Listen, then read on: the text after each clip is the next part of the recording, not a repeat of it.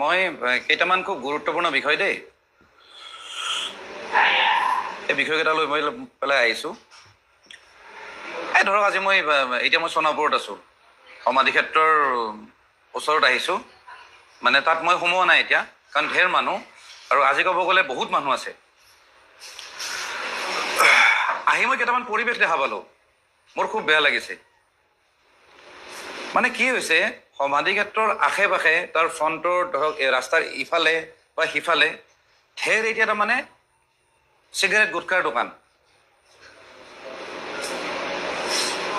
মই সিদিনাখন সোণাপুৰৰে দাদা কেইজনমানৰ লগত কথা পাতিছিলোঁ যে আপোনালোকে যাতে এইটো যাতে হ'ব নিদিয়ে।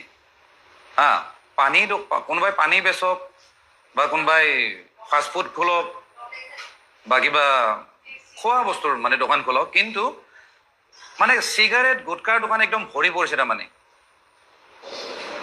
যিটো একচুৱেলি তাৰমানে যোনে দোকানবিলাক খুলিছে, মই তাহাঁতক সুধিব খোজোঁ, আপোনালোকে কি জুবিন গাৰ্গ মৃত্যু হোৱাৰ পিছত আপোনালোকে বেপাৰ কৰিব আহিছে, মানুহক এতিয়া চিগাৰেট গুটকা খুৱাব নেকি? মই ক'লো নহয়, আপোনালোকে আহক, ভৰি গৈছে একদম।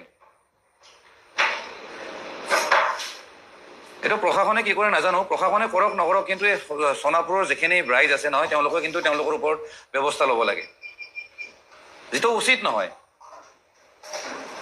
চিগাৰেট বাৰু আমিও কেতিয়াবা দুই এটা খাওঁ, কিন্তু জুবিন দাই কিন্তু কেতিয়াও কোৱা নাছিলে চিগাৰেট খোৱা মানুহক, মানে কেতিয়াও মানে উচতনি দিয়া। তেওঁ সি নিজেও চিগাৰেট নাখায়, সি মদটো খাইছিল বাৰু, কিন্তু চিগাৰেট হওক গুটকা হওক এইবিলাক মানে এনেকে মানে হৈ গৈছে তাৰমানে একদম মানে বজাৰ ভৰি গৈছে।